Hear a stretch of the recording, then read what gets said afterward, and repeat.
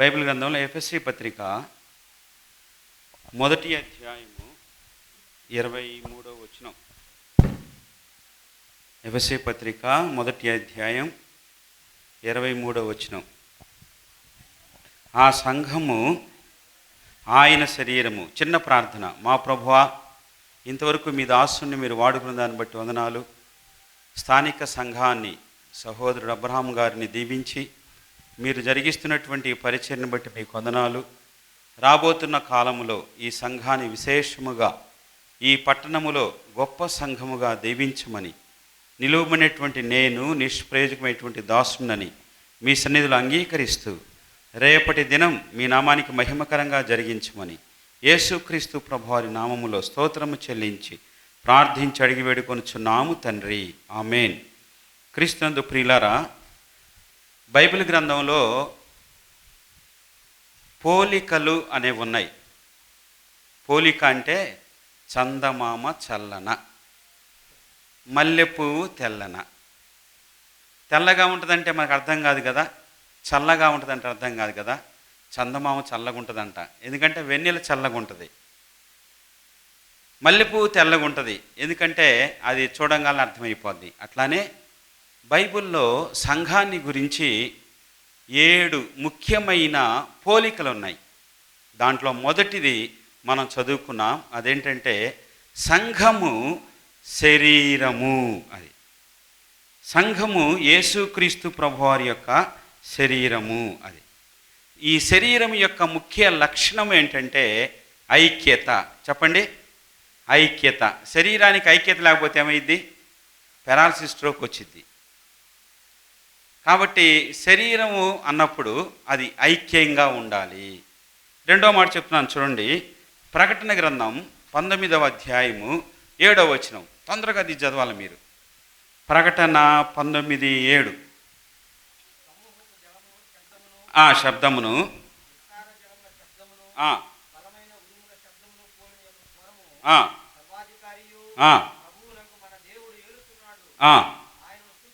ఆయన స్తుతించండి,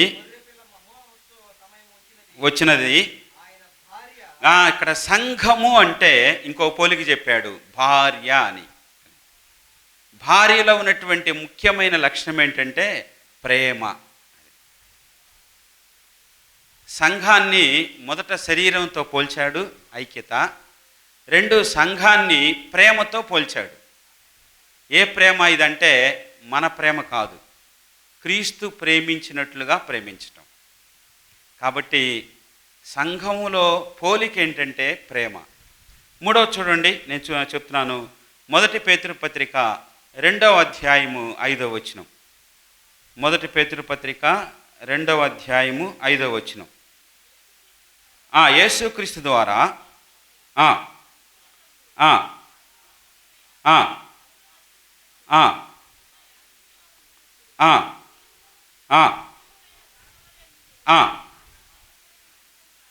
ఇక్కడ సంఘాన్ని ఇంటితో పోల్చాడు.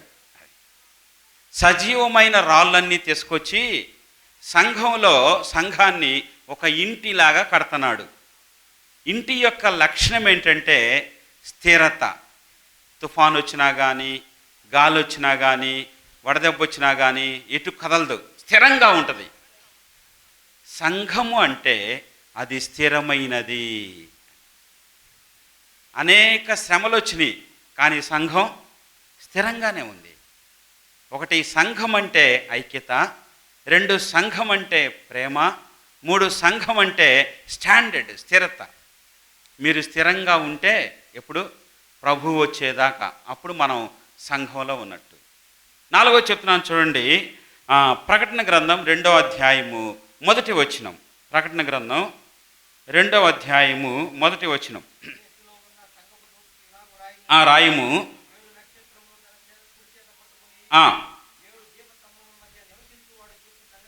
సంఘము అంటే దీపము. అబ్బా, దీపానికి ఏముంటుంది? వెలుగుంటుంది. సంఘాన్ని దేంతో పోలుస్తున్నాడంటే వెలుగుతో పోలుస్తున్నాడు. మీరు వెలుగుతున్నారా, ఆరిపోయారా? సంఘములో వెలుగు అంటే మంచి క్రియలు. ఇవి మీరు రాసుకొని ఇంటికి వెళ్ళి చదువుకోవచ్చు. సంఘాన్ని దేంతో పోల్చాడంటే శరీరంతో పోల్చాడు ఐక్యత. సంఘాన్ని ఆయన దేంతో పోల్చాడంటే భార్య ప్రేమ. సంఘాన్ని దేంతో పోల్చాడంటే కుటుంబము స్థిరమైనది. సంఘాన్ని ఇక్కడ దేంతో పోల్చాడంటే ఇక్కడ వెలుగుతో పోల్చాడు, దీపముతో పోల్చాడు. ఇంకొక 2 మాటలు చదివి ముగిస్తాను చూడండి. ఎఫెసీ పత్రిక 3వ అధ్యాయం 15వ వచనం. ఇప్పుడు దాకా పాస్టర్ గారు చెప్పాడు ఈ మాట. ఎఫెసీ పత్రిక 3వ అధ్యాయము 15వ వచనం చదువుతున్నారా? పురుషుని యందు శక్తి కలిగి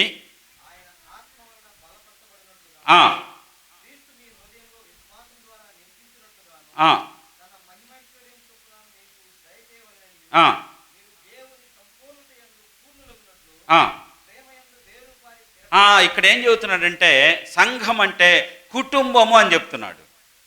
పైన పరలోకపు తండ్రి అన్నాడు. తండ్రి బిడ్డలం, మనం కుటుంబం. కుటుంబానికి ముఖ్యమైన లక్షణం ఏంటి? బంధం. అది మా నాన్న, మా అక్క, మా చెల్లెలు, మా అమ్మ, మా బాబాయ్, మా చెల్లెలు, బంధం. సంఘమానికి ఒక కుటుంబం, కుటుంబంలో బంధం. మా పాస్టర్ గారు మా సంఘానికి వస్తారు, మా పిల్లలు, వీళ్ళందరూ ఒక బంధం.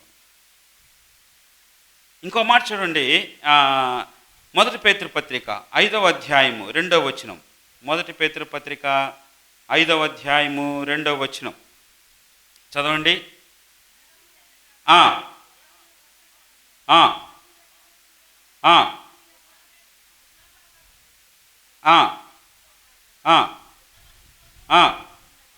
మీ మధ్యనున్న సంఘము అంటే మంద, గొర్రెల మంద. అది ఒక మంద. మందకి యొక్క లక్షణం ఏంటి అంటే భద్రత. మందలో ఉంటే ఏముంటుంది?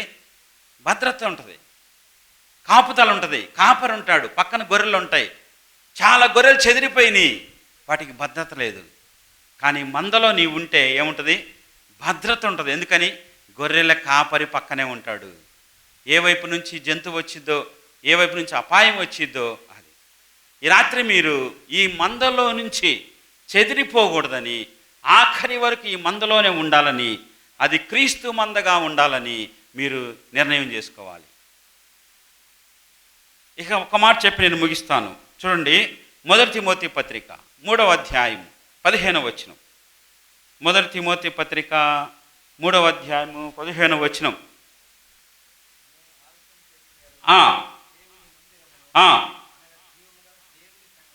జీవము కలిగిన దేవుని సంఘములో, చాలు, ఆ సంఘము సత్యమునకు స్తంభం అన్నాడు. అది స్తంభం దేనికి సాదృశ్యం?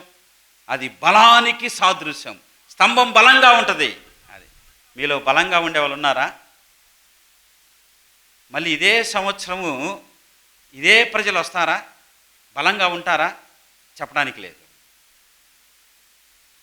సంఘము అంటే ప్రేమ, సంఘము అంటే ఐక్యత, సంఘము అంటే స్థిరత, సంఘము అంటే వెలుగు, సంఘం అంటే కుటుంబ బంధం, సంఘం అంటే భద్రత, సంఘం అంటే బలం. ఆఖరిగా చెప్తున్నాను, మత్తయి సువార్త 13వ అధ్యాయము 36వ వచనం. మత్తయి సువార్త 13:36. 10 నిమిషాలు అయిపోయింది, నేను ముగిస్తున్నాను. 13:36 చదువుతున్నారా? మత్తయి సువార్త. పంపివేసి వచ్చి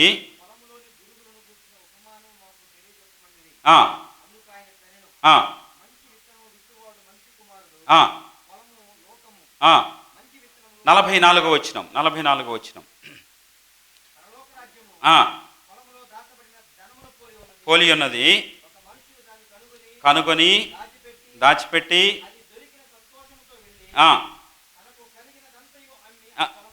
45. పరలోక రాజ్యము ఎట్టుందండి? మా సంఘం ముత్యములాగా ఉంది. ఆఖరిగా సంఘం దేంతో పోల్చాడు? ఒక ముత్యం. అది ముత్యానికి ఏంది ప్రత్యేకత? మీకు తెలుసు కదా, ఆడవాళ్ళకి ముత్యాల దండ వేసుకుంటారు కదా. ఎందుకు? అందం.